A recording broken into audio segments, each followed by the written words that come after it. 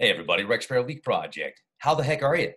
Today's guest is Scott F. Wolter. Super excited today. Scott is a legend amongst legends. He's also a forensic geologist, a television host. He is best known as the host of the TV series America Unearthed. Scott's based out of Minnesota, where he is the founder and president of the American Petrographic Services and the inventor of petrography, a process used to date and understand the origins of inscribed stone artifacts. I mean, even if you can say it, you're pretty cool. So, in addition to investigating and dating ancient artifacts, his first television appearance was a Kensington runestone expert on the documentary Holy Grail in America, which indirectly resulted in Wolter hosting America Unearthed. He is the author of several books on geology, the Knights Templar, and theories related to pre-Columbian contact. His latest book, Cryptic Code of the Templars in America, Origins of the Hooked X, is now available. Scott, it is an honor to speak with you. I was super excited when I found out Kristen got you booked on the show again, but then talking to you off air, now I'm even more excited. I mean, I didn't know that was possible. So how the heck are you? I'm doing really good. I think what we just talked about off air is going to be better than anything we do now. But well, we can, you know what, just we can talk about some of those things that we talked about. I don't want to, it's not fair to tease the audience and not deliver, right? Exactly. It's a little bit of teasing's okay, but we do want to deliver. And folks, we're going to deliver. We don't even require a tip. Just have some fun with us here. Now, I'll take a tip. Actually, yeah, tips are, I like tips. Tips are cool. Love it. Well, I mean, first of all, what you told me, folks, what we're about to share with you, what Scott is about to share with you is so far above and beyond, especially when you consider what we're dealing with right now. So I'm just going to start off I'm going to start it off like this. So we are, what I believe, doing right now as far as the cosmic clock is transitioning into the age of Aquarius. And that's a big deal. I mean, that is a whole new time frame, and it is governed by the air elements. And if you just look at the air element, look at how everything is transferred via the air now. Money, communications, the Space Force. The Navy used to be the dominating factor as far as military, but I think it's now the Space Force because they've got control of the air. They can launch stuff from space while we're sitting down here. And with that being said, I notice people's mindsets are changing. The Schumann resonance is actually getting faster, substantially. Mm-hmm. So with all of this coming together, and the recent Israeli space commander, retired, I think he's 87 now, he says, hey, look, we're working with extraterrestrials on Mars, and they're working with us here on Earth, but people aren't ready for it yet. So let's talk about it, Scott.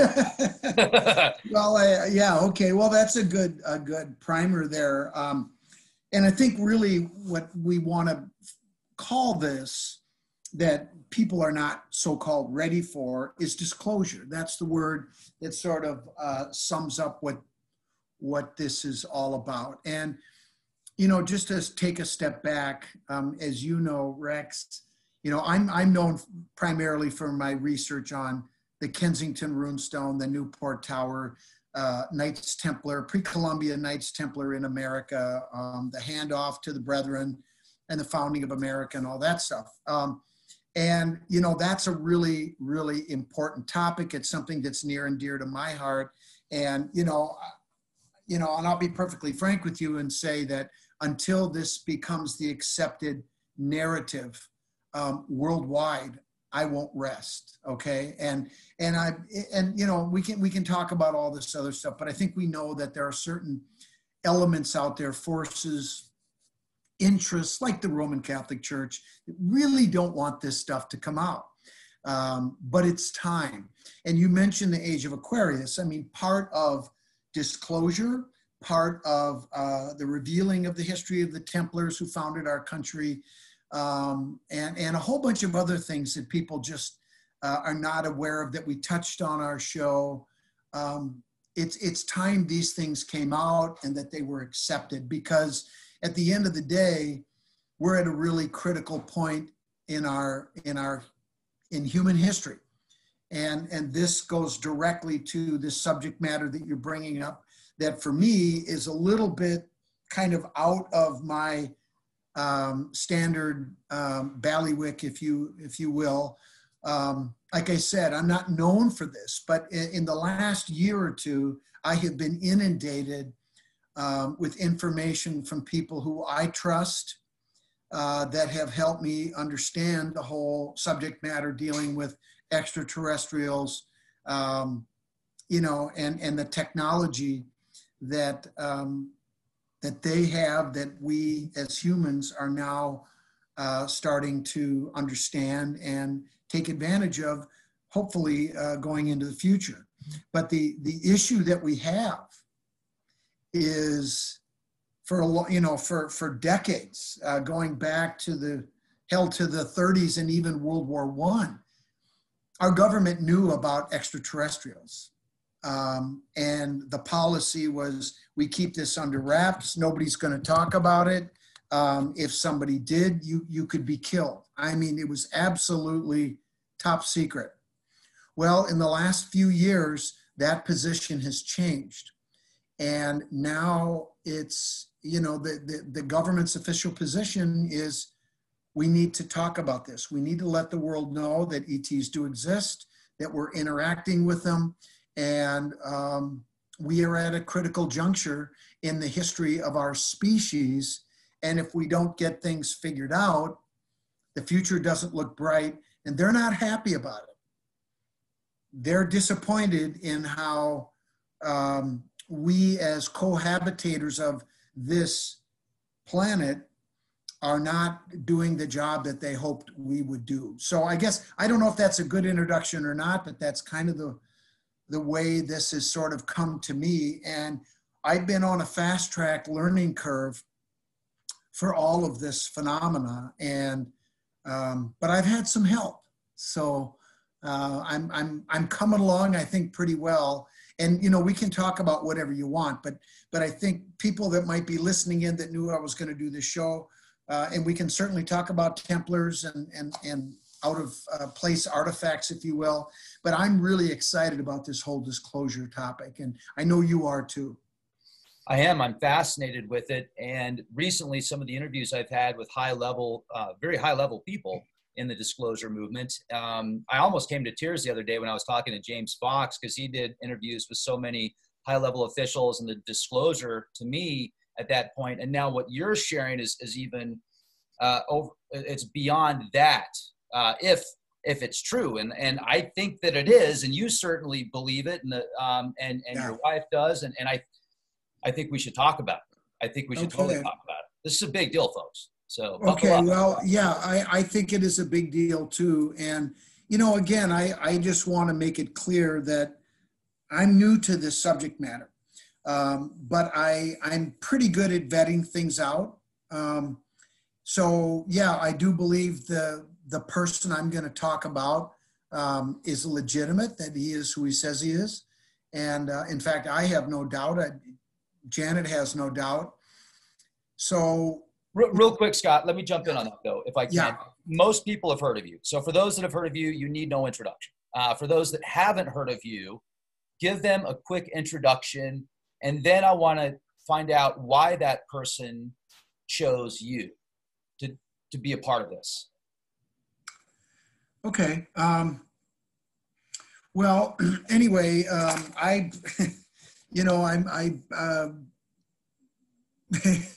well, I studied geology in college and started a business in 1990 called American Petrographic Services, which is basically performing autopsies, laboratory analysis, but essentially they're autopsies on concrete and rock. And primarily we work in the construction industry. And, you know, we get involved when things aren't working, when something goes wrong, whether it's a failure, low strength, concrete cracks, you name it, we get involved. And so basically what we do is we get samples in the lab, we do our analysis, we gather the evidence, we interpret it, and then we draw a conclusion. And basically what they want to know is what caused this problem. And then the second thing is who's responsible. So we get involved in a lot of litigation work in that regard. And we've worked on some pretty incredible projects. I've worked on murder cases. We did all the evaluation of the fire damage concrete at the Pentagon after 9/11, which is probably the thing that I'll probably be remembered for above anything else. But how I got into this arena of television and the entertainment business, if you will, was when the Kensington runestone came into our lab in 2000. I did a forensic study using the same techniques that we do on concrete on the runestone, because concrete is rock, right? It's basically rock.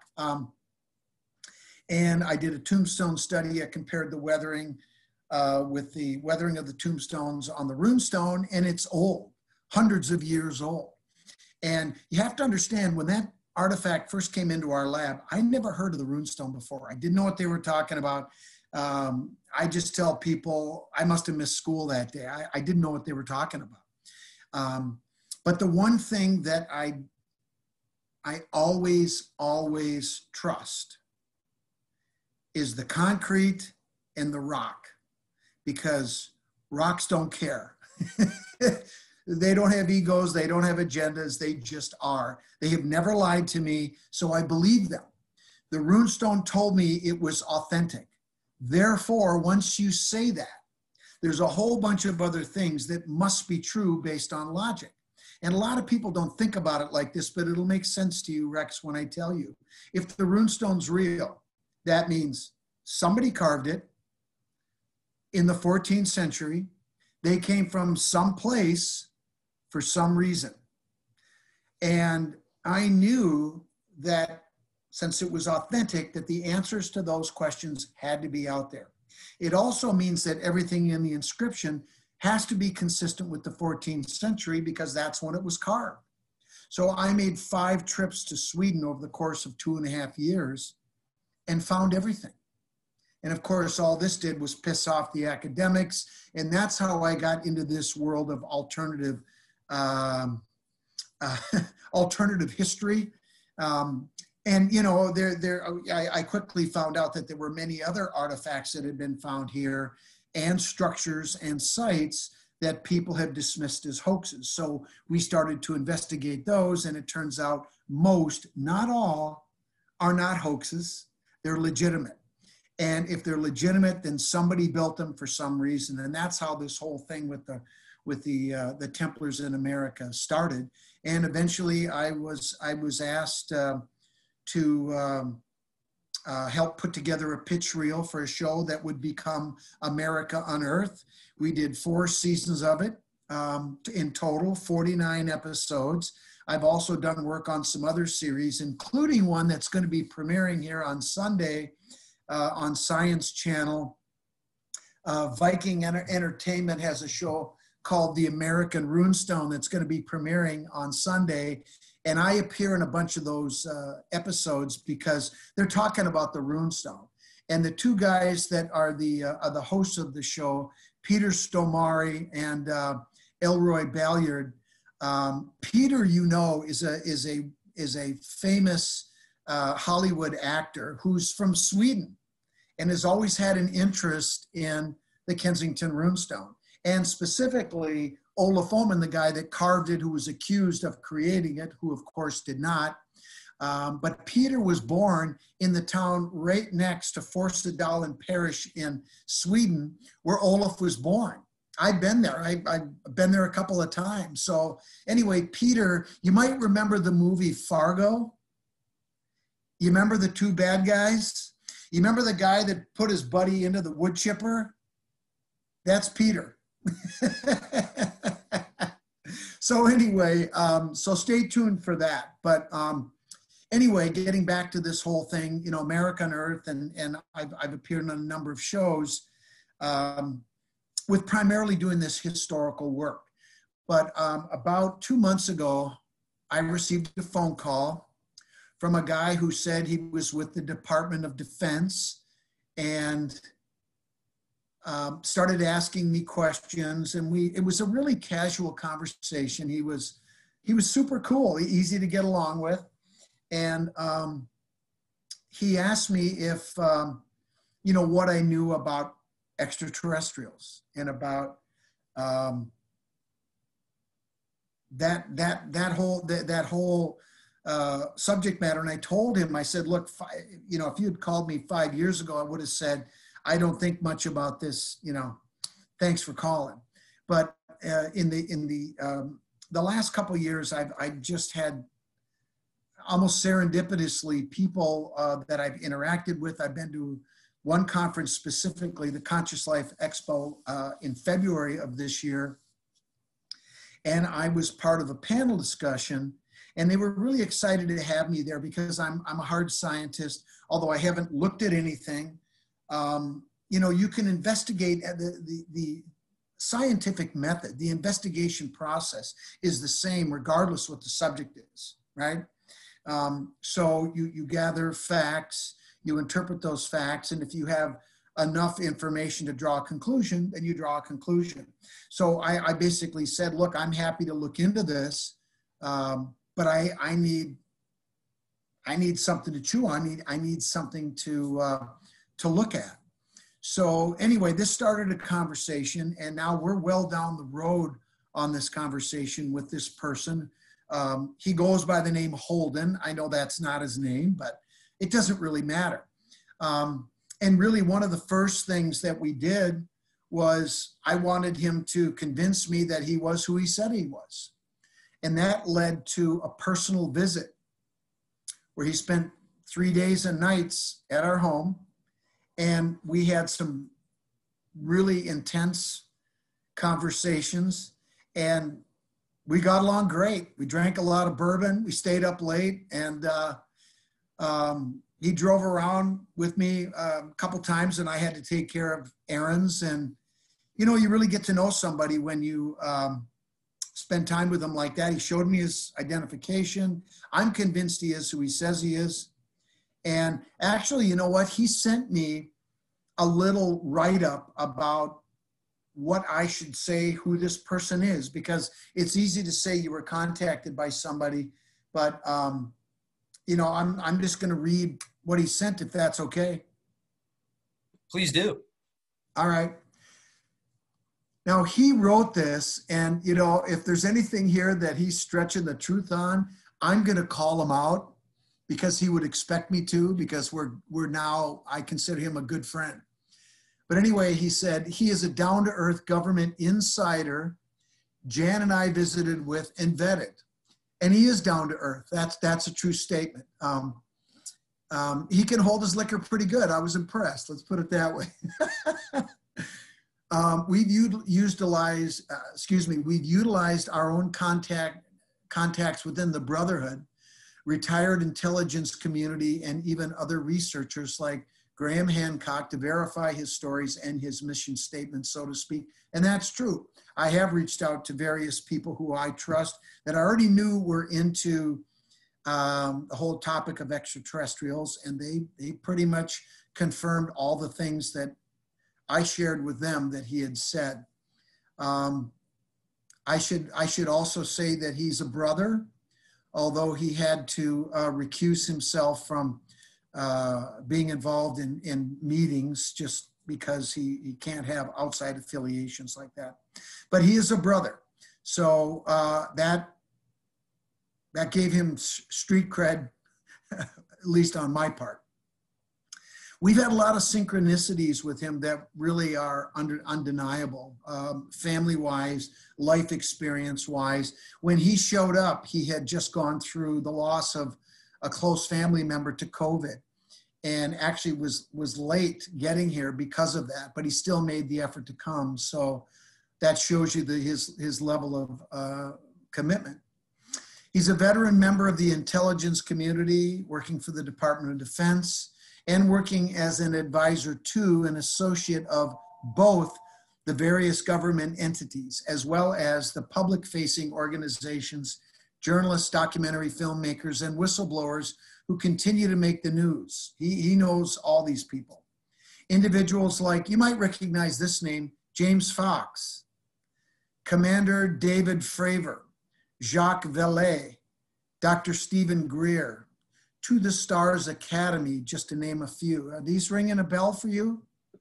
Matrix. Woo! He, like them, is concerned with normalizing the UAP-ET topic and restructuring the old paradigm of painfully compartmented secrecy into a more open, equitable, and inclusive dialogue. I am all about that, and I bet you are too. Yep. Absolutely. And most importantly, a dialogue that includes the public and oversight from our elected officials. He is passionate about the ongoing slow but steady progress of bringing disclosure to the masses in a responsible manner. And I will tell you that there were a couple times we sat around here and, you know, I asked him, I said, you really are passionate about this. I mean, you jumped on a plane, you flew to Minnesota, and here you are. And, you know, I asked him, I said, do you think it's going to make a difference? Because without getting into politics, we share a similar view on politics, but I think everybody understands that there is a big segment of our population that probably isn't going to grasp this, is not going to embrace the basic fundamental principles that every human being on this planet is Homo sapien. We all eat, sleep, shit, fart, reproduce the same. When we cut, our blood is all red, right? And the racism, the misogyny, the way that we as humans treat each other, I mean, it's worse than I ever thought, you know, and let's face it, the last 4 years has brought out the worst in a lot of the people in this country that I never dreamed. It's really disappointing.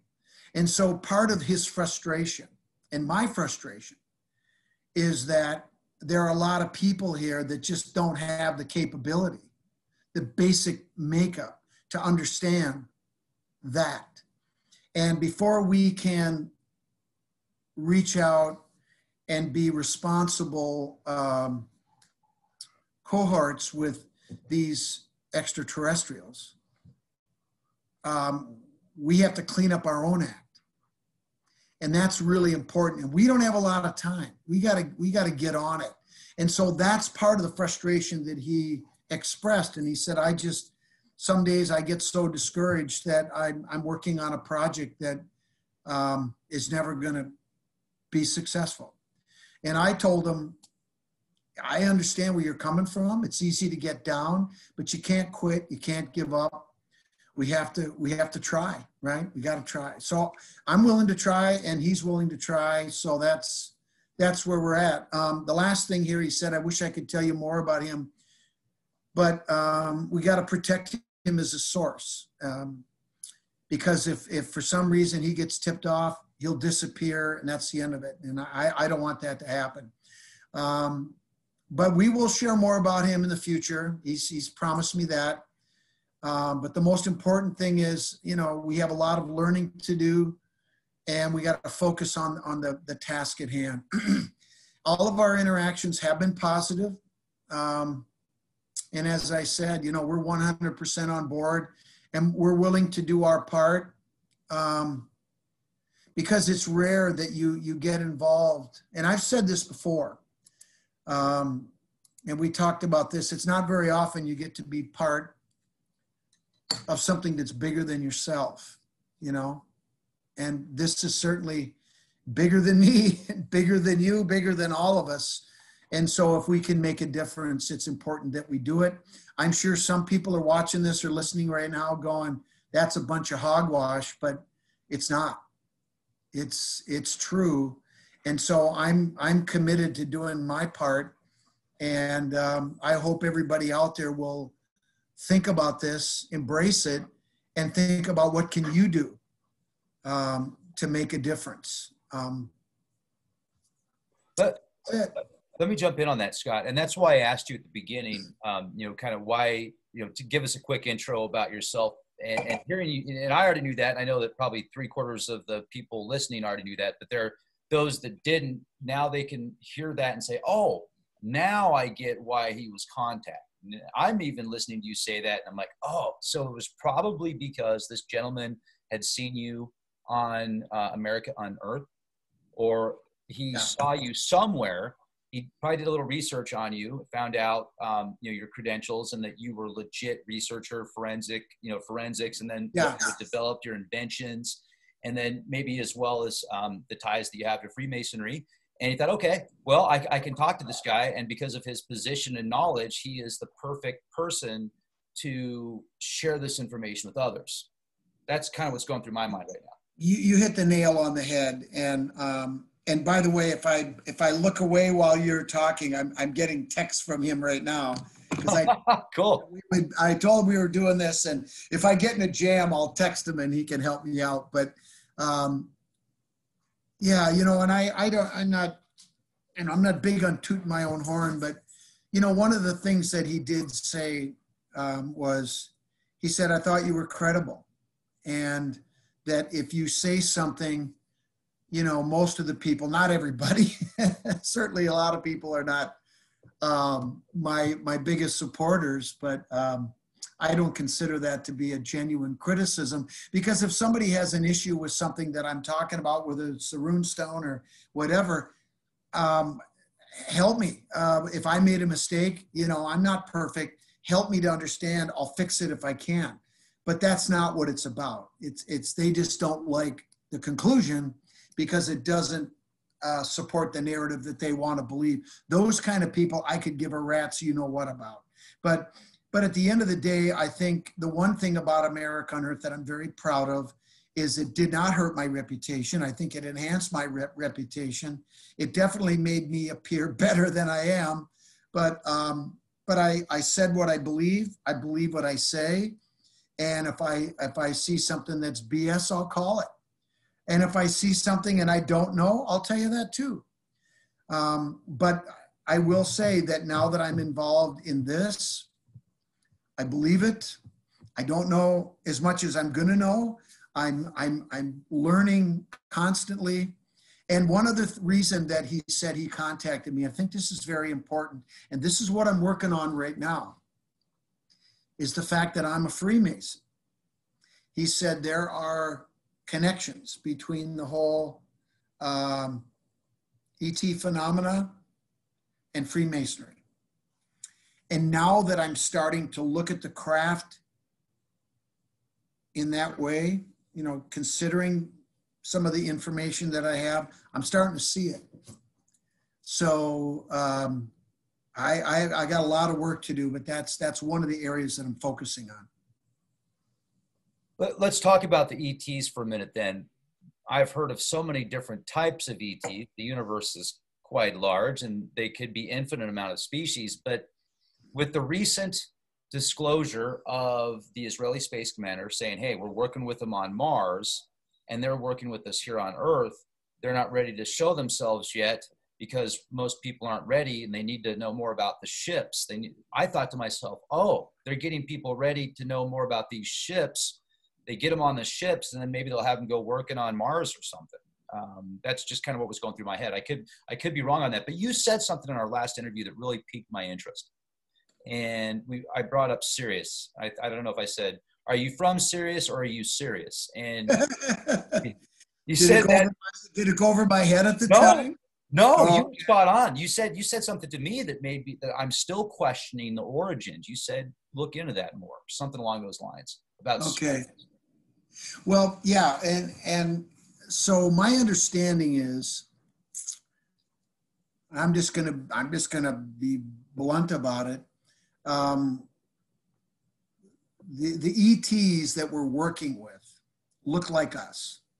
The almond-shaped eyes guys with the big heads, the classic, alien that people think of, those are biological drones. Those are not them, right? But my understanding is they're pretty advanced. They have their own personalities. Some of them survived the crashes and lived for a number of years afterwards. And the people that were around them actually became friends with them. They have personalities, which tells you something about the level of technology that the ETs have. If they're drones, basically can interact with humans like humans.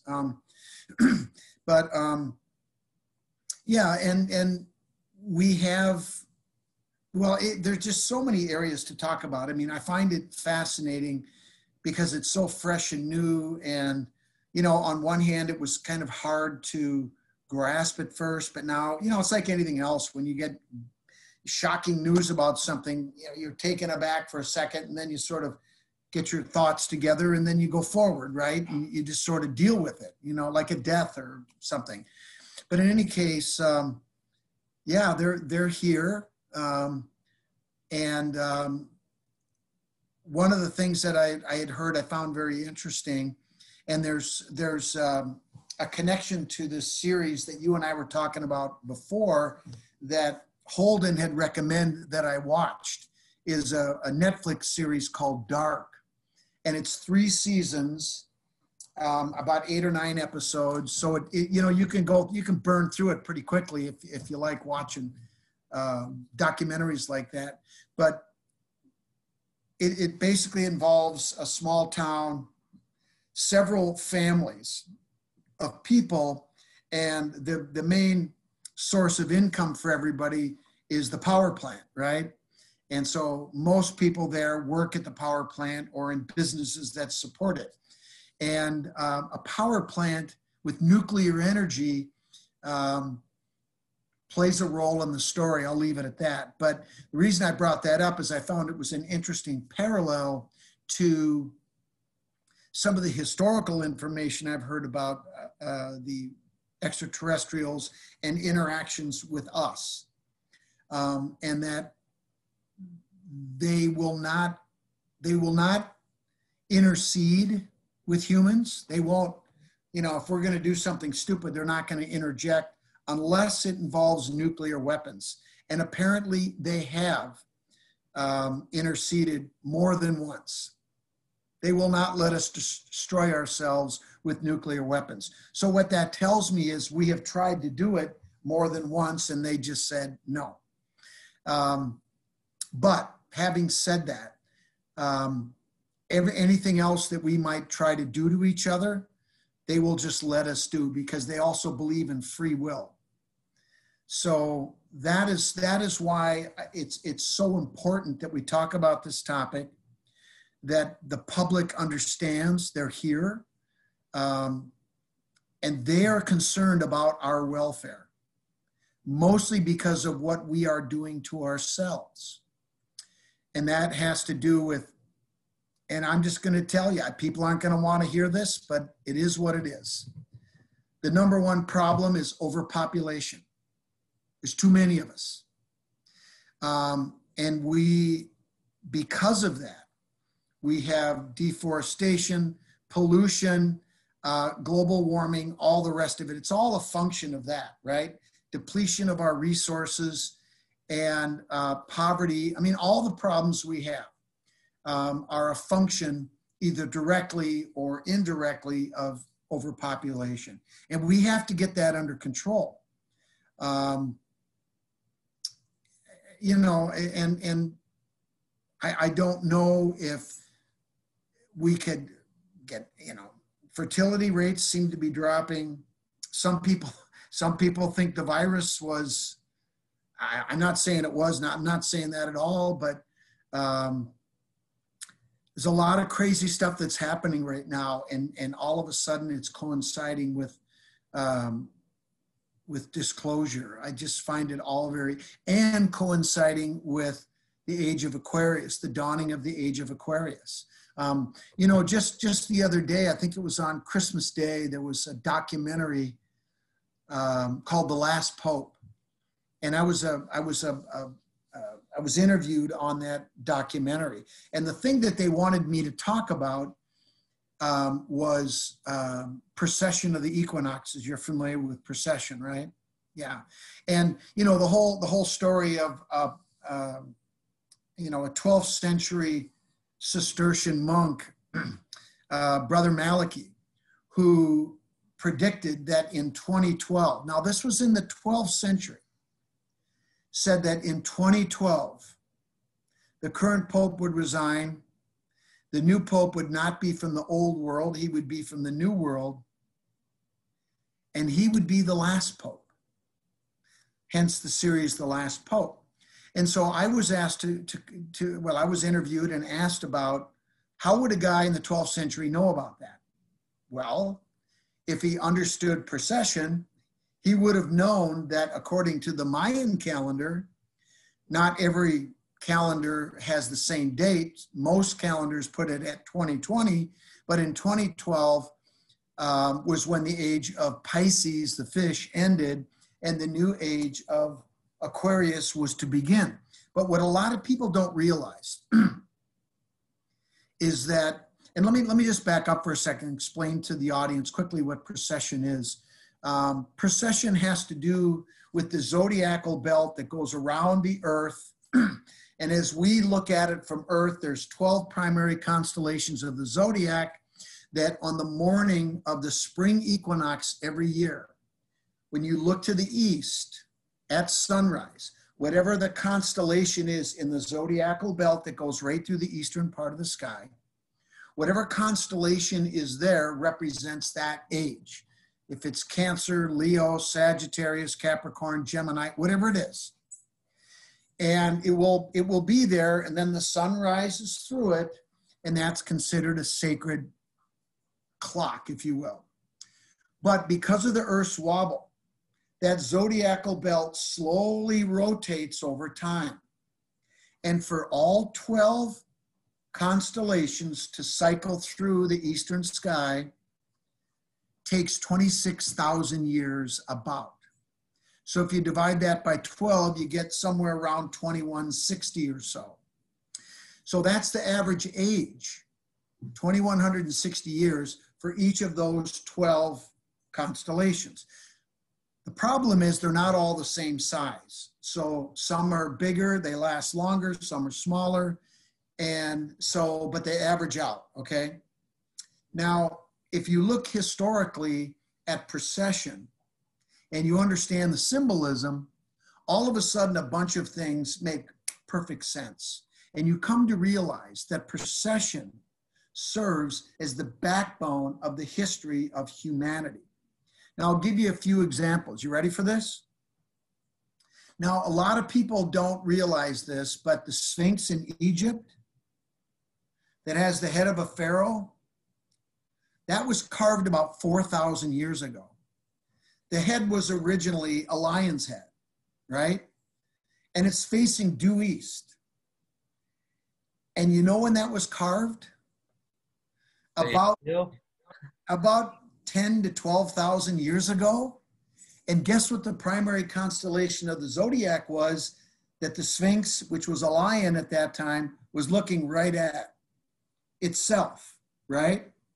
As above, so below. You probably heard that somewhere. Oh, yeah. Well, now let's flash forward to Pharaoh Akhenaten. Do you know who Pharaoh Akhenaten is? I think he might be Moses. Well, I think he might be Moses too. In fact, I'm pretty sure he was. And his son was King Tut, right? And so he's holding the cross, crook, and the flail on his chest. Well, the flail herds the bulls, the followers of Taurus, the old religion of polytheistic dualism in Egypt. Taurus is a massive constellation, right? It lasted about 2,700 years. That's why the old religion of polytheistic dualism became so ingrained in the Egyptian culture. When he came into power was when the age changed from Taurus the bull to Aries the ram. That's why the crook, the shepherd's crook, which herds the rams, the sheep of Aries, representing the new religion, right? The Aryans. So he was preaching. He was the one that was to usher in the new age of monotheistic dualism, the concept of opposites that keep things in balance, symbolized by the hooked X, right? So it's an ideology, it's a belief system. The problem was because Taurus had been around for so long, the minor pharaohs of Egypt said, you know, we kind of like this Apis bull worship. We're going to stick with it. He said, well, no, you're not, because I'm the guy. And there was a battle and he lost. That is why all of his statues were defaced or destroyed. And that is why his followers were driven out of Egypt. We now call that what? Exodus? The Exodus. And there's your Moses parallel. So this is where the Judeans came from, right? And eventually built their temple in? Jerusalem. Jerusalem, right. Now, Aries is a small constellation. It only lasted about 1,400 years. And the last pharaoh, grand master, priest, if you will, whatever you want to call him, of the age of Aries the ram, is a guy who's typically depicted wearing a wool shawl, carrying a shepherd's crook, a lamb in his arm or a lamb at his feet. Who am I talking about? You're talking about Akhenaten again? Or are you talking about Tut? John the Baptist. Oh, John the Baptist. I'm talking about 1,400 years later. Ah, yeah. Jerusalem, right? Now we're in Israel. Okay? Now you understand the symbolism, right? And who did he initiate? Jesus? A guy who was born of the Lamb of God. What does that mean? It means that he was born, Lamb, Aries, in the last 4 years of the age of Aries the ram, and who then becomes the Fisher King, right? Because he becomes the new pharaoh, the first pharaoh of the age of Pisces the fish. If you're a follower of Jesus, you're a follower of the fish, right? So I guess the bottom line there is that Jesus and John the Baptist are not necessarily important because of who they were, but that was important, but maybe not as important as when they were, as to why they are remembered. It was a transition, okay, between two ages, Aries and Pisces. Okay, now, how long has it been? It's been a couple thousand years, and we're going through a transition right now. Okay, so now we're transitioning out of Pisces to Aquarius, but hold on. That is significant, very significant. But you don't realize how significant it is, because what we are going through right now is not just a change from one age to another, but we are at the end of the 26,000 year long cycle. Pisces is the last constellation. Now we're starting a whole new cycle, right? That's why the end of the world was predicted. No, it was the end of the cycle, the great year. That is how Brother Malachi knew what was going to happen in 2012. He understood the prophecy, and the prophecy is coming true. Now, we have a new pope, right?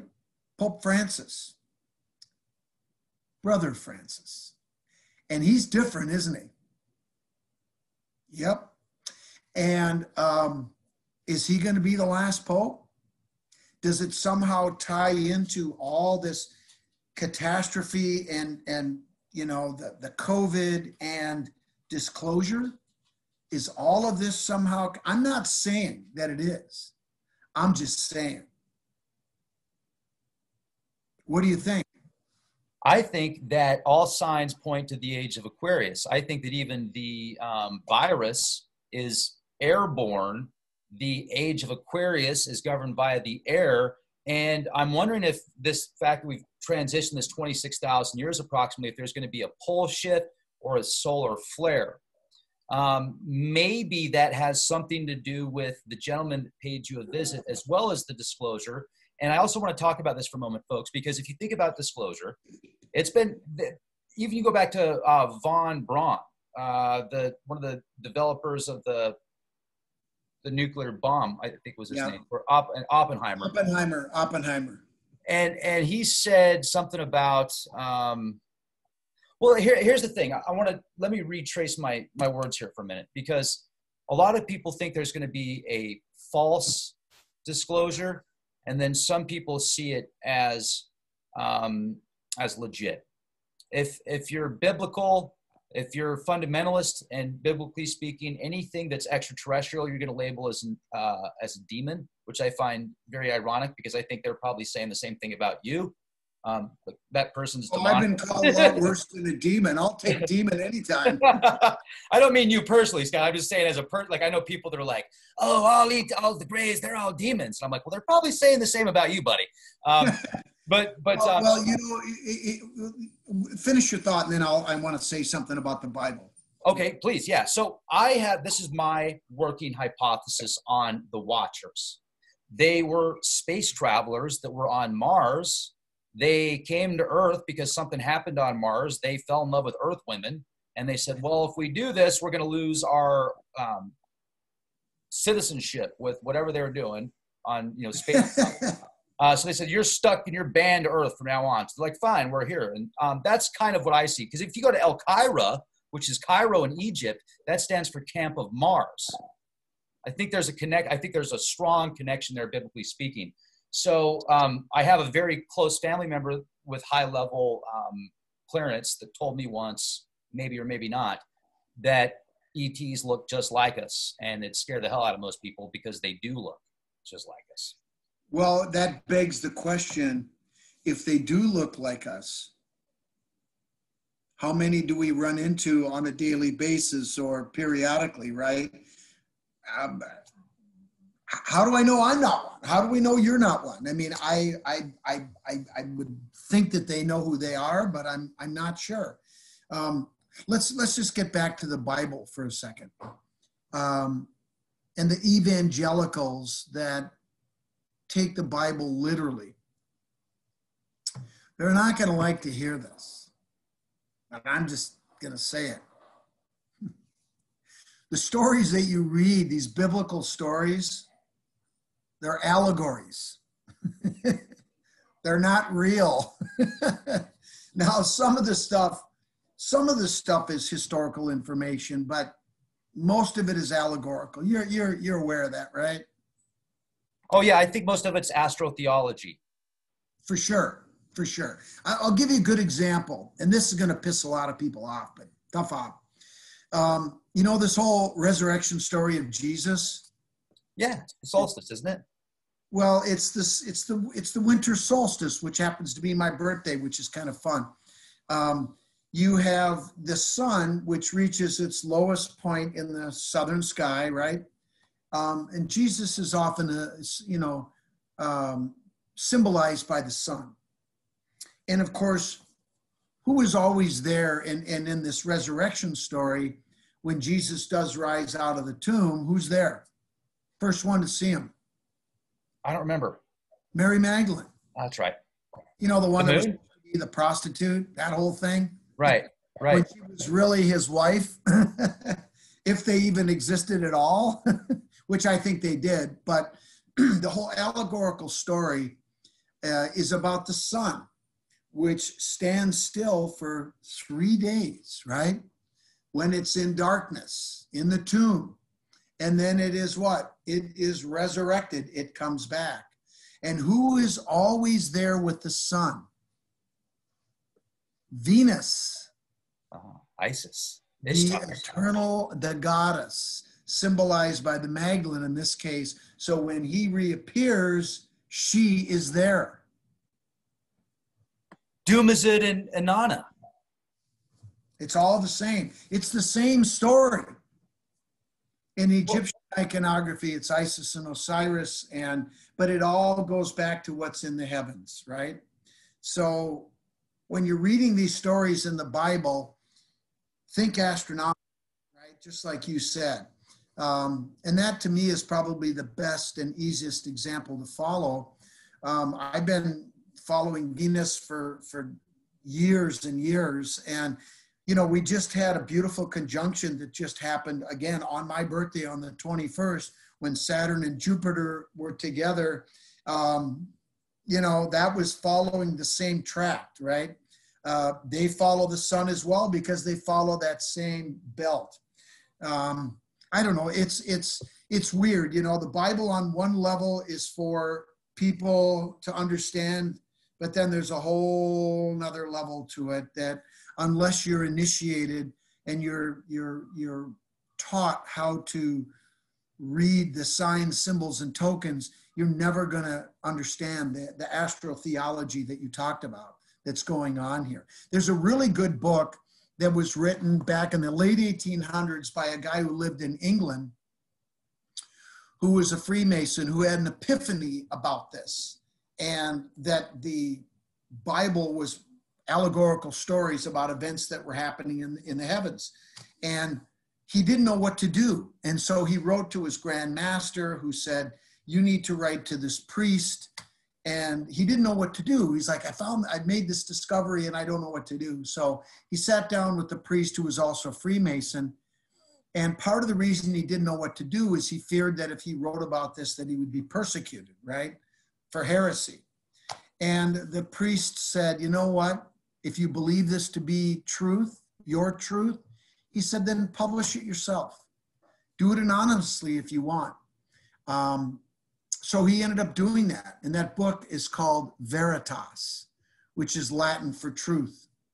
So if you want to look it up, it's really interesting. The first part of the book is a series of letters that he wrote and the responses he got back going through this, you know, this whole difficult period where he was vacillating. And then finally he basically said, screw it, let's do it. And that's the book. It's really good. You know, Scott, you told me something that I was mixed up on. I'm glad you corrected my mindset on this. I was thinking of Mother Mary or Magdalene being the moon, connected with the moon. But when you brought up Venus, that makes more sense because now going back and reading the ancient Babylonian tablets, I've read hundreds of them that predate the Bible but have very similar stories. And they talk about Dumazid and Inanna is Ishtar, the Eastern Star. And then you brought up the allegory to the sun and Venus. Venus, yeah. That's brilliant. That's absolutely brilliant. No, well, it's not. I didn't. It's not my discovery. I've read about this for a long time. I've written about it myself. But you know, you have to understand when they talk about, you know, Ishtar, for example, that is Venus for sure. That's the goddess in the heavens, and there's a reason why. I don't know if you want to go into the math behind it, but it's actually fascinating to understand why would a planet be considered a feminine deity, right?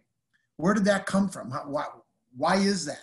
Well, there's a reason. There's a scientific reason, and it's actually a really cool story. If we have time, I can tell you. Yeah. Hello. I'm on the edge of my seat. Please do. This is great. Stop me if you've heard this. So, and just be honest, brother, okay? Do you know the origin of the five-pointed star? The Venus rotation. Right, okay. Yeah. Do you know how many people don't know that? Most people have no idea. Almost everybody. And here's why I find that to be incredible. Would you not also agree, but that probably the most iconic symbol of America, of our country, is the five-pointed star? Yes. There's 50 of them on our flag, okay? Right. But I give lectures all the time, and that, you know, if I talk about this, I ask people, I said, don't be embarrassed because you're not going to be the only one. How many people know the origin? And most of the time, nobody raises their hand. I find that incredible because it is the most iconic symbol of our nation. How can people in this country not know what that is?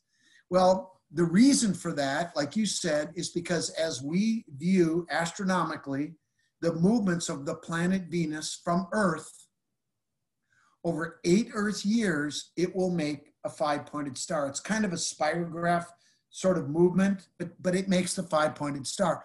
And the number 8 is part of that association because it's 8 Earth years. Now, that's cool, but why is that associated with the feminine? The reason for that is if you draw a 5-pointed star, and I would ask the people listening or watching right now to do this. Take a piece of paper and just make a 5-pointed star, okay? What do you see in the middle of that symbol? Pentagon. Pentagon, right? Okay, now, if you just take one of those lines in the middle of that pentagon and you assign it a value of 1, and then go to the right or go to the left, it doesn't matter, and extend that line to the arm of that particular arm of the 5-pointed star, the length of that line connected to the line that we gave a value of 1, the value of that longer line is 1.618 something, something, something. That ratio is called the golden ratio, otherwise known as the Fibonacci sequence, which is typically represented by the spiral, right? The rate of growth, the Fibonacci sequence is the rate of growth of a shell, for example, the way a leaf grows, the way humans grow, the bones in our fingers are the Fibonacci sequence. The spiral, the Fibonacci sequence is also seen in the shape of a hurricane, which is a spiral. A galaxy in the universe, right, is a spiral. This ratio is the key to life in the universe, right? And who are the life givers? The women. The goddess. The goddess. That is why Venus is associated with the goddess. Now, let's just look at the Fibonacci sequence for a second. And if you round it to whole numbers, you take the first number and the second number and you get a sum, right? Then you take the previous number, high number, that you added to get the sum, add that to the sum and get another number and do the same thing and keep going. Let's just do it for fun. 1 plus 1 is what? 2. 2 plus 1 is? 3. 3 plus 2 is? 5. 5 plus 3 is? 8. 8 plus 5 is? 13. And so on. Uh-huh. Oh. 2, 3, 5, 8, 13, and so on, right? These are sacred numbers. Now let's talk about the moon. There are 13 synodic cycles of 28 days every year, right? When the moon. Mm-hmm. And the moon correlates with 13 cycles that women have every year, right? It's connected to the moon. That's why indigenous women call their menstrual period their moon time. That is why you were thinking of the goddess being the moon, because she is also considered feminine. She is also a goddess. And of course, completing the triad of the triple goddess is Mother Earth, right? Mm-hmm. So you've got 3 goddesses in the heavens, and now you know why. Now, first of all, thank you. That makes, now we've got a formula for this. So the divine feminine is going to be associated with the Fibonacci sequence or the golden ratio. Correct. What about the divine masculine? Well, that's a whole nother thing. The sun is considered a male deity in most of these ancient religions. Well, think about it like this. You're a Freemason, right? I'm not a Freemason. Oh, you're not? Okay, I'm sorry. That's all right. I will tell you this. We refer to deity in Freemasonry as the great architect of the universe. Mm-hmm. Right. Capital G. Right. So that implies mathematics and science and technology, right? Astronomy, of course. So the creation, our creator, is out there that has some sort of scientific aspect to it, which begs the question, and I'm not trying to be cute here and pretending that I know the answer to this, because I don't. But with all this new discussion, new to me about disclosure. It's made me rethink some things. Why in Freemasonry do we call deity creator, the great architect of the universe? Could there be a connection to the extraterrestrials? Help me understand that connection there. Well, some people believe that the extraterrestrials seeded us on this planet. Right. That make them our creators? Yeah, but that wouldn't make them the capital G, would it? That would be still little g's, wouldn't they? I don't know. Maybe the big G, who knows? I'm not saying I know. I'm just asking the question, but it's made me think about this. I want to show you something really cool. Okay? So a few years ago, we were on a trip and we were went to Cincinnati, and I went there for a lecture. I was invited to give a lecture at the University of Cincinnati. And we took a couple days and we went to a basilica in Covington, which is the sister city on the south part of the Ohio River that goes through there. It's kind of like Minneapolis, St. Paul. It's Cincinnati and Covington. And inside the basilica, on the eastern side, on the west facade, it has the exact architecture of Notre Dame Cathedral. Exactly. It just doesn't have the tall spire at the top. And it's a smaller version. It's not as big as Notre Dame, but it's still good size. And inside were some of the most Masonic, symbolic paintings, stained glass windows. It is fantastic. But there is one painting on a wall. It's in 3 parts, but I'm just going to show you one part.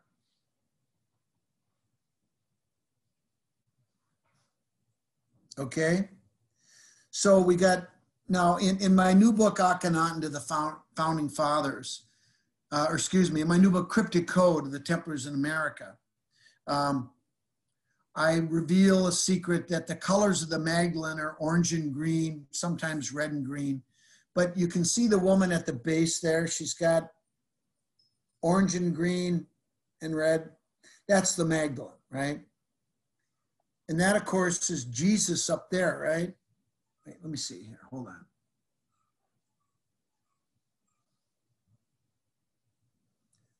Uh-huh. Who's that dude behind him? I don't know. Anu? Is it God? Maybe. Have you ever seen a depiction of Jesus on the cross with some dude creeping behind him? No, not like that. Absolutely not. I have not either. Now, if you look close at that dude, do you see what's around his head? Yeah, it's like a triangle hat. Pointing up. So that's a male, obviously, right? Mm-hmm. The triangle or the peak pointing up is male, and the triangle pointing down is feminine. Mm-hmm. So if you look, now go all the way to the top. You see the dove? I do. If you take that triangle and you flip it around,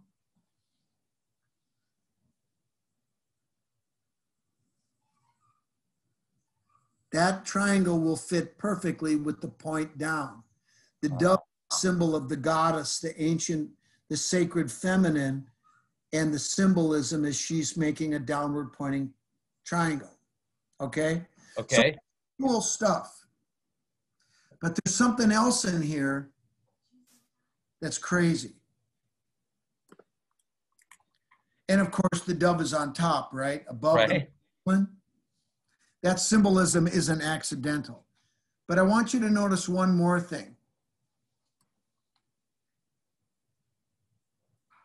You see all those angels? I do. Above God? I do. Yes. Who are they? The Galactic Council? I don't know. Maybe the ETs. maybe the archangels that are talked about in the Bible. What the hell are they anyway? Right. Right.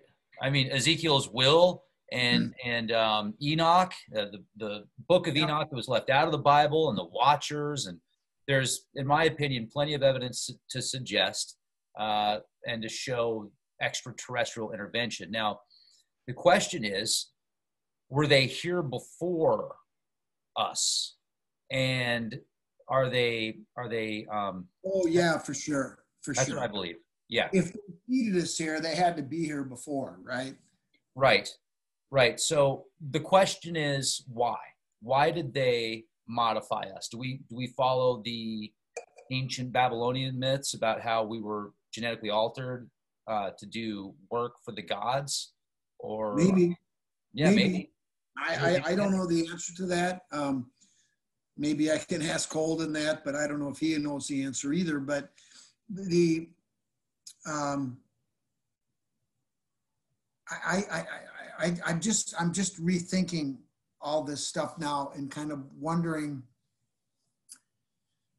the Vatican knows about this. Of course they do. They showed it off in their latest nativity scene. Did you see their latest nativity scene?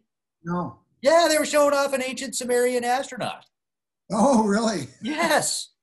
Yeah. Well, like, there's an astronaut in your nativity scene. They're like, yeah, dude, that's their ancient tablets that the Bible is based upon. Okay. The gods were travelers it wasn't like creator gods in the sense of some people think, but they were creating us in a sense. Like, they made us, they genetically manipulated us in a lab according to these old stories. Read a new Elvish. Well, one of the things that I've heard is that we were genetically combined their DNA with primate DNA. Mm-hmm. And we are the result of that, which could explain this whole idea of the missing link, right? Absolutely. So and some of us well, go ahead. Oh, sorry. I started to interrupt. I was going to say some of us like us. Some of them like us. Some of them don't. Right. Because we've got their DNA. We're sharing the DNA. Right. And now look at what we're doing, Scott. We're creating robots and artificial intelligence to do the work for us. It's like this cyclical timeline. Right, right. But with all the advances in technology and science that we have, and it's impressive on one hand, but then on the other hand, we talked about it earlier, all the negative things that we're also doing to ourselves on this planet. And I just think we can do better. I know we can do better. And so that's part of, circling back to this whole disclosure thing. I feel an honor and a privilege to have been asked to be involved in this. And, some people have said to me, if you start talking about extraterrestrials, it'll ruin your reputation. Well, they said that to me when I started talking about the runestones. So that turned out pretty well, I would think. And so I think that this is probably the most important work that I'll ever do. More important than anything else I've ever worked on. If somehow we can be part of helping get the message out to people that yes, they are here, and they want us to clean up our act so that we can go forward into the future in a positive way. And look, I've got kids. I'm hoping to have grandkids before too long, and the ones that we'll never meet. I would like to do whatever I can to make the world a better place than it was when I got here. And if everybody had that attitude, I think we can do it. So that's really what ultimately this mission is all about. That's what I'm talking about. And let's go back to Holden. Yeah. He says that he's with the DOD and they have time travel technologies. Did I say anything about that? No, I don't think so. Oh, that was off air, right? No. But I'm just kidding. Stuff we can and can't talk about. So I'm trying. No, we can talk about that. No, I'm just making it up. Zorg! I just got 5G, Scott. Sorry about that. What did you say something to me? I didn't hear it. No, seriously. one of the things that he recommended that we watch was a series on Netflix called Dark. And without giving away the whole plot, it's based in a small town in Germany, someplace, I believe. It was made in German. They're speaking German, but they voice over English. And unless you're really paying attention, you'll never notice it. It doesn't distract at all. They use subtitles for like posters and things, but it's really good and it won't distract you at all. But anyway, there's a small town and everybody is either works at the nuclear power plant or a business that's connected to it somehow. And several of these families are followed and characters are developed who experience time travel. And it's really complicated, but it all comes together beautifully. You gotta pay attention. It is dark at some points, but what's relevant is besides this really cool story, it's wonderfully produced. The acting is phenomenal. It's really well done. But beyond that, the technology of time travel is something that Holden contributed technically.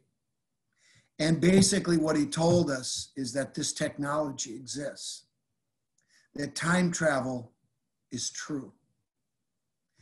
And if you think about it, and on one hand, that sounds incredible. But on the other hand, if ETs really exist, and if they have the ability to go to other planets and other galaxies, how the hell are they going to do it without time travel? They aren't. So if you believe that ETs are here, then you almost by association have to accept that time travel exists. And the technology, he shared a little bit of the science behind it. I can't say that I fully understand it all, but it does make sense. And so, boy, that opens up all kinds of interesting possibilities. I know there's some things I'd like to go back and do over again. I don't know if we'll get that opportunity, but apparently it exists. And this show, when you watch it, the technology that you see in the show is real. It's real. It's so interesting because I have a card game from 1994. It's called the Illuminati card game. And it came out from Steve Jackson Games. And there's so many cards in this deck that happened later, like almost identical situations. You can look at the Pentagon as an example. You can look at the towers that were in New York. And before that happened, you can see the same locations on the cards of the blast sites. There's stuff in these cards that you say, no way. Like there's cards that look like Obama and Hillary talking when they were younger. There's a card that looks like Trump. There's all these weird cards from 1994. And one of the cards says, so it has something to do with power plants. I was looking up the card, but I couldn't find it right now. I'll get it when I get home. It's a power plant card that says they're not what you think. And it's something with like time travel or something. In this card from 1994, whoa. Whoa. Well, in the series Dark, which it's really good, I highly recommend it. The power plant is sort of omnipresent. Everything has to do, and there's this cave that goes into the ground, and it goes under the power plant, right? And I'm not going to go into what's in there, but you can watch the series. But each time somebody comes out, pay attention to what's just outside the cave, and it'll tell you what time period you're in. It's cool. It's cool. It's cool. It's great. And like I said, the acting is great. It's R-rated, but it's phenomenal. It's really good. Now, this age of Aquarius transition, recently the conjunction of Jupiter and Saturn, some people were calling that the Star of Bethlehem, and no. I don't think that it is. No. No, the conjunction of the Bethlehem star was actually the conjunction of Jupiter and Venus. And it was a super bright star because of that. Venus is super bright. I mean, it's the third brightest heavenly body in the sky. A lot of people don't realize that. And, you know, before we had developed all of, you know, the cities and the light pollution that we have, Venus was bright enough that on a moonless night, it cast a shadow. It was that bright in ancient times. And actually, I've gone out on real dark nights, you know, when there was when the moon wasn't out, and you can actually see a little bit of a shadow. It's really bright. You can't miss it. And you know, when it's a morning star, it rises before sunrise, and then the sun follows. The eternal travelers, the mystics call them the eternal travelers. And then when she's an evening star, the sun sets and she follows. So here's a question for you. If we're going into the age of Aquarius, the contact that was made, the disclosure, it's as if they're handing over the reins to a new, I don't know if I want to use the term avatar, but to somebody new is going to be given the keys to Earth, I kind of sense. Well, yeah, that's interesting that you say that now, because, you know, Akhenaten was the new pharaoh of the new age of Aries. Jesus was of Pisces. Who is going to be that figure in this new age? I got to believe it's going to be a female. Maybe it's going to be the first female president, maybe Kamala Harris, maybe who knows? I mean, I have no idea. Maybe it'll be, that's a really good question, but my guess is it would be a female. I haven't thought about this until you just asked the question now. That's a great question. God, who else could, RGB? I don't know. I don't know. That's a great question. Thank you. And I wonder, because so we went from, like you said, Aries, which was a fire sign, to the age of Pisces, which is a water sign. And then if we transition to when we transition, or if we have transitioned, so I need to go out and just look at the sky. Because if I'm looking at the eastern sky and I'm seeing Aquarius, then I can validate we are in the age of Aquarius, as you said. Well, that would be on the morning of the spring equinox. So 2 days ago. No. 5 days ago. Oh, spring equinox. I'm sorry. Spring equinox. So that'd be March 21st. Yeah. And that was, whoa, okay, I'm going to pat myself on the back here, because I didn't know that until you said that, but I made a prediction in a live action role-playing game that I just did, where I had the whiteboard out and I'm like guessing all this stuff. And I said, the age of Aquarius in March of next year, they're going to make themselves known. When I'm saying they, I'm referring to these, to this galactic council, these ETs. I predicted that. And then you said, wow, I could. Well, maybe that was the Galactic Council I showed you on that painting in Covington, in that basilica. No, this is really a mind. You know, if you stop and think about it, everybody on the planet that's alive today is living through one of the most profound moments in human history, and nobody gets it. Nobody understands. It's this transition is not just from one age to another, which in itself is incredible, right? To be alive at this time. But for this is profound. And, you know, the other thing that's happening here with this new cycle, of course, everything is tied to what's happening in the heavens. You know, the as above, so below, that's a universal axiom, certainly in Freemasonry, and it should be for everyone. But the other thing that happens is astronomically, the sun is sitting, because, you know, the sun is moving too, right? Is sitting right in the middle of the Milky Way.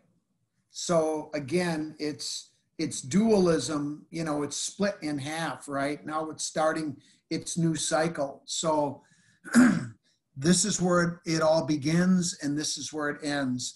And that's what you're going to see. You're going to hear that a lot in the series Dark. They talk about the beginning is the end is the beginning. And of course, Jesus talked about the Alpha and the Omega, right? The beginning and the end. And I talk about the Alpha Omega code that certainly the Templars, the initiated Templars would have understood in medieval times. It's on the Kensington runestone, right? You have indicators, dots, and modifiers on the runes on the very first symbol on the runestone, which just so happens to be a number. Guess what number? 13?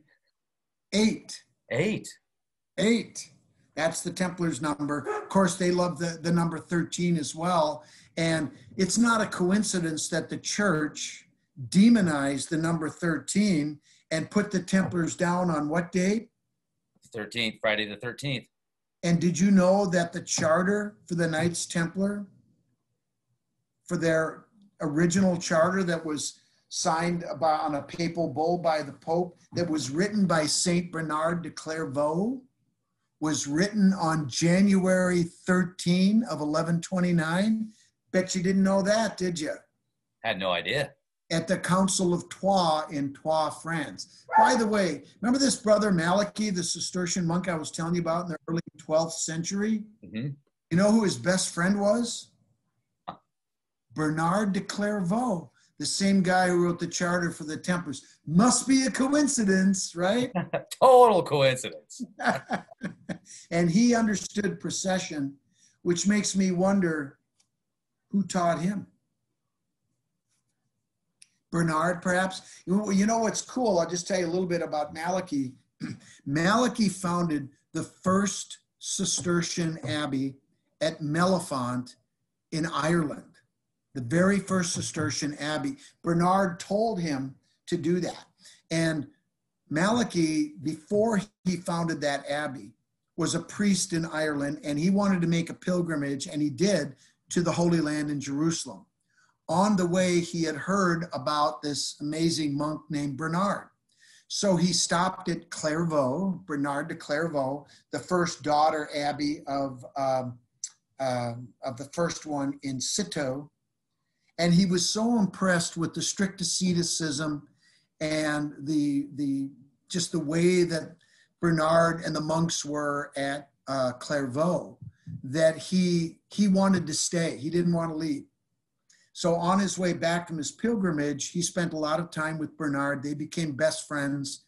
And he said, I want to join your order. And he said, no, brother, you have work to do. You need to go back and found this abbey. And he did that.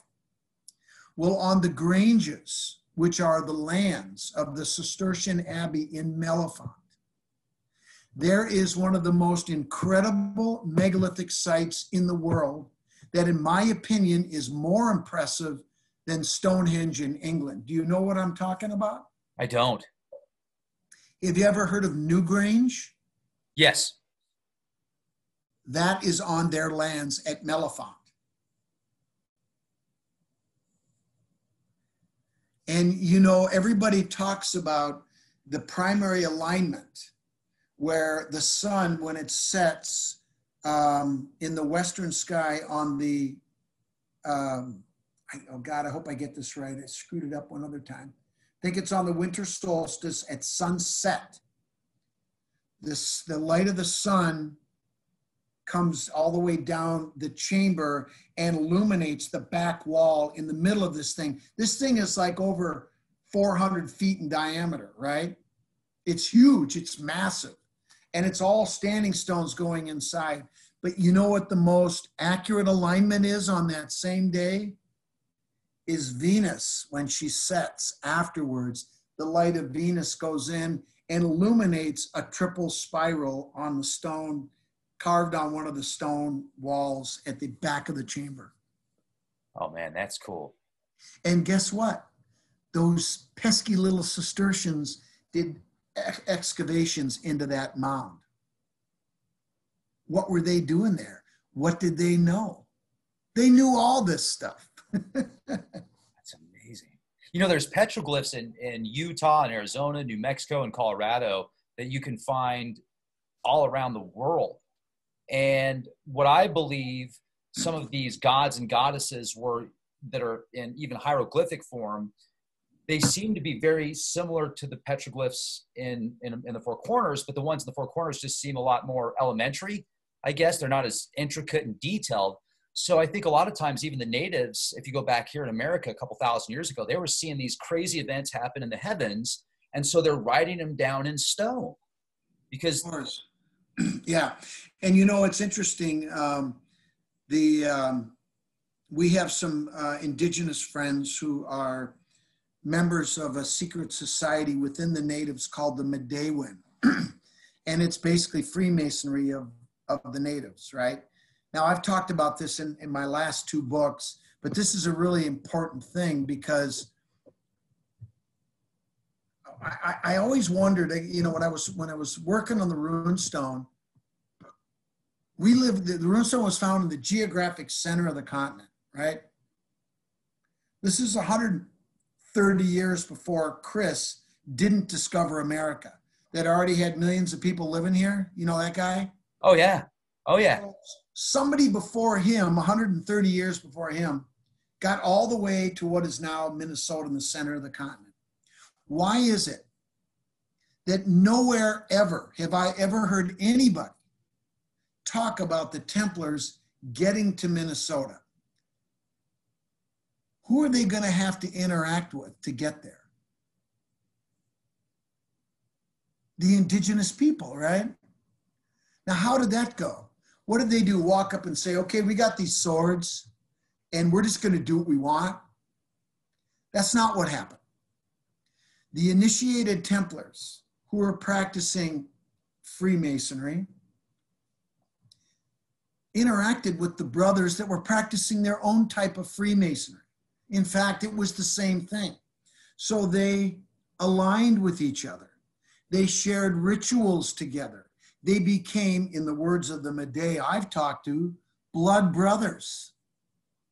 Because there's no way in hell anybody is going to operate on this continent at that time without having some type of a relationship with the natives. You're not going to fight your way to Kensington, are you? Oh, no. So what was that relationship all about? And that was one of the first things that I looked into. And man, I'm telling you, it's the key to the whole thing. And I can also tell you that there are Medewin today. They know all about the Templars. They know the whole story. The problem is that little genocide thing that happened. They're not really interested in talking to us, although things are changing. Some of that has to do with procession. But, you know, getting back to the Medewin, they call the ETs the sky people. It's not even a question. They know about them. They've been watching them for thousands of years and interacting with them.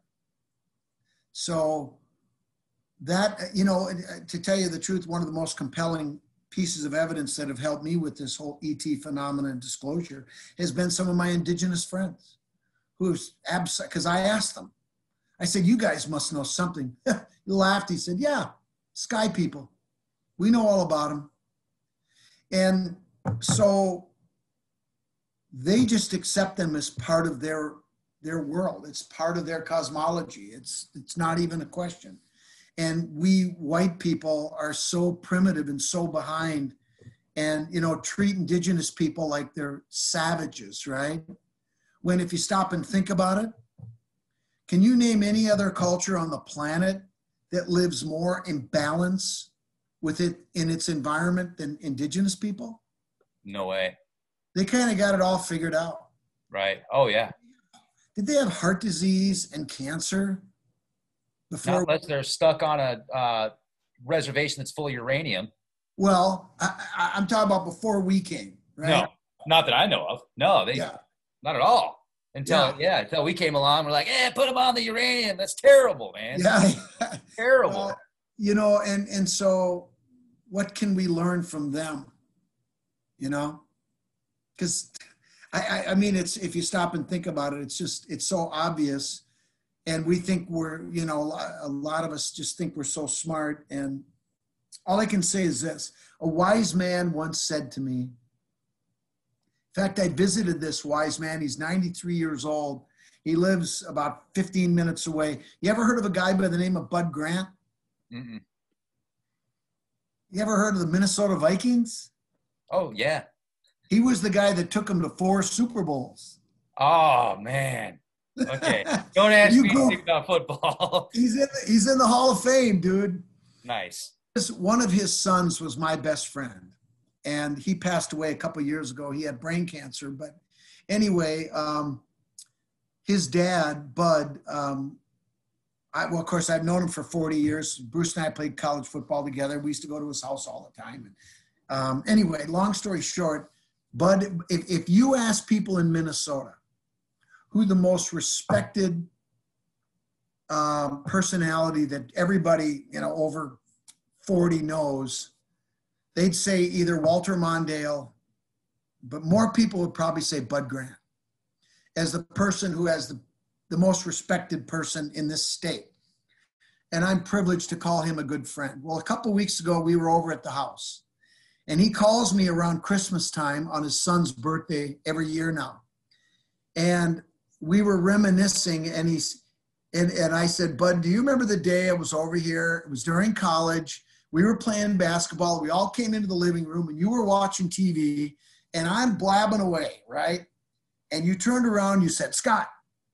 And I looked at him. Of course, when Bud talks, you listen, right? And he looked at me, and he paused, and he said, you never learn anything when you're talking. You know what I said after that? Nothing. Anyway, words to live by. Right on, right on. Well, let me ask you one more question in finishing up, Scott. And I got to say, thank you. You are a legend amongst legends. I think Jesus. Amazing. Oh, I appreciate it. But you drinking some scotch there? Or yeah, it's scotch. No, I'm just drinking coffee, bro. I just think you're awesome. So thank you. Well, I appreciate it. Thank you very much. Yeah.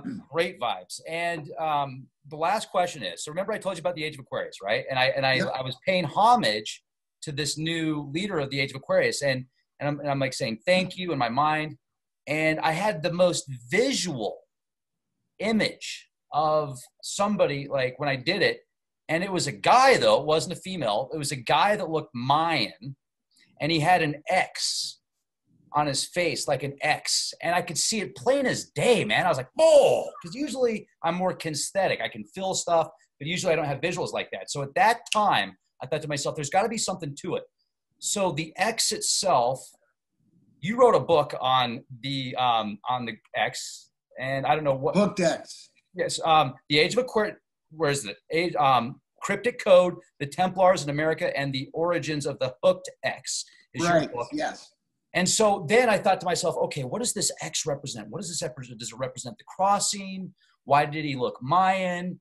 And I want to get your take on this. But one thing I did think of is the Great Eclipse of 2017 that came this way. And then 2024, it's going to go this way in North America. It's going to do a perfect X.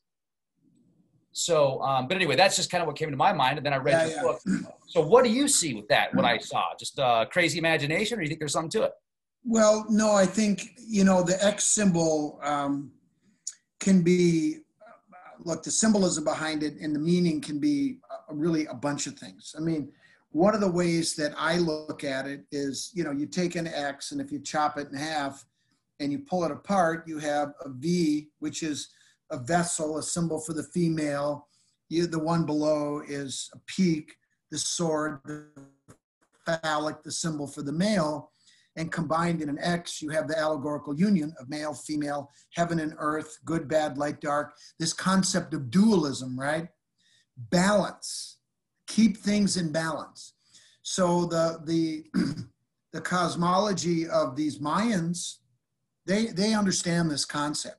And maybe the X on the face is to remind them, or to remind those looking at them, that balance is the key to maintain a healthy good, bad, light, dark relationship in everything that you do and are. And now I don't know if that's what that symbolism means to them, but it could, because that is definitely one of the symbols. That is the symbolism of the X. Now, the little hook, right, in the upper right quadrant could be, I mean, you create a little V, right, inside the big V, which maybe it's a little girl inside the womb of the mother with daddy down below. Maybe that's the Holy Trinity. Father, I mean, if you think about it, you know, and I talk about this in my lectures sometime. I ask people, I said, you know, you've heard of the Holy Trinity. What's the Holy Trinity? They go, well, the Father, the Son, and the Holy Spirit. And then I ask them, I go, what's the Holy Spirit? And they go, well, it's the Spirit in you. And I say, it isn't really well defined in Christian theology, is it? No. Well, maybe it's this. You got the Father, you got the child. Who's missing? Where's mom? Mama. Maybe that's the Holy Trinity, right? Mm-hmm. So maybe that's the symbolism behind the hooked X. Who knows? Oh yeah, absolutely. And so let's finish it off on this, folks. This is the Great American Eclipse that's coming up in 2024. We just had the one in 2017. Actually, this one might be a little bit different. Yeah, the 2023 one, that's different. In 2017, it went off of South Carolina. And it started in Oregon and it left South Carolina. So it was like the 33rd degree parallels. Amazing. If you look at the foundations of our country, and if you look at astrology and the clock and the way everything is, they knew what they were doing when they put this together. I'm fascinated with it. Oh, none of this is coincidence, pal. It's all carefully crafted, and it's amazing. It's absolutely incredible. And that's one of the things I love about Masonry, about Rosicrucianism, is there is so much to learn. It's endless. It just goes on and on forever, but there's never a push. It's up to you. That's what I'm talking about. And in finishing this up, folks, you definitely want to pick up Scott's books. I'm going to leave the link on Amazon. There's 3 books that I'm looking at here, or actually 2 that is it 3 or 2? No, we've got 3 here. Akhenaten, to the Founding Fathers. I want this book. I'm going to read it in full. And I'm also going to get Cryptic Code, the Templars of America. And then you've got a 3rd one that I didn't know much about here called the Hooked X. So that's the one that you were telling us more. That's the one I was talking about. Yeah, Key to the Secret History of North America. But then there's one before that, and it's called the Kensington Runestone, Compelling New Evidence. And that's a 574-page book, which is the Bible on the language, the runes, the dialect, everything. I mean, the whole case. It proves that the runestone is a genuine artifact. Hey, you want to just hear a funny story about how messed up things are? That there are larger forces at work that are trying to suppress this history. And the runestone is a big one, because once you accept the runestone as being an authentic artifact, you trigger a series of dominoes to fall. And they go to places that certain entities like the Roman Catholic Church doesn't like. But here's the thing. If you go on Wikipedia right now, you won't even see my wiki page, because I told them to take it down because there was so much BS that was on there that was just factually incorrect. I threatened to sue them. I said, I don't care if I have a wiki page. That doesn't complete me as a person. Take it down or I'll sue you. So they did. So don't wiki me, because I'm not going to be there. But if you Google Kensington Runestone and you look up Wikipedia's, okay, all 4 of those books, I talk about the Kensington Runestone. I've written 4 books that to some degree or another involve the Kensington Runestone, including one that's almost 600 pages that proves it, right? If you go on Wikipedia page, Kensington Runestone, you won't see my name. You won't see any of my research. You won't see any of my books referenced. And I will tell you this, and this isn't bragging, it's a fact. Nobody living today, probably nobody that ever lived, has done more research on that artifact than me. And that's not bragging, it's just a simple fact, okay?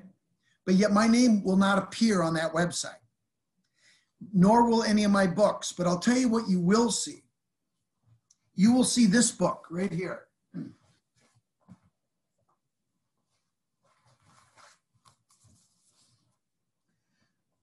The Kensington Runestone, Approaching a Research Question Holistically, written by Alice Beck Kehoe. The Kensington Runestone, Compelling New Evidence, was published in 2005. This was published in 2006. You know what this book is about? Disinformation? This book is written by a scholar, a retired professor in archaeology from the University of Wisconsin-Madison, Alice Beck Kehoe. I've known her for years. This book is about our book. And in here, she concludes that we proved that the runestone was real. She's saying that our research was good. This will be on the site, but not the book that she's talking about. Go figure. Here's why, Scott. We'll finish it at this. It's because they love us so much that they don't want you to have the truth. Can't you feel it? Can't you feel the love? Oh, I'm feeling it, brother. Let me tell you, I'm feeling it. But no, you can't make this stuff up. But hey, you know, the one thing that I think everybody listening understands is you can only keep the truth down for so long. It eventually bubbles to the surface, and it will here too. The truth about the runestone, the Newport Tower, the Templars being here, handing the obligation to the founding fathers who completed the job. It'll all come out in due time. Absolutely. Especially now. So, folks, Be ready. And also be the change you want to see, everybody. We need you. Thanks, Scott. All right. I'll see you in a couple months. I had a great time. I hope people enjoyed it, and I think Holden is happy with how this went. So I think he gave you a thumbs up. Awesome. Absolutely. That's whew, man. He gave me a thumbs down. Tell that SOB. No, I'm just kidding. No. I'm just kidding. Well, all right. Thank you. Yep. Thanks, Scott. Watch more podcast clips now on our YouTube channel. Go to Livewire podcast clips and watch more great podcast videos just like this one.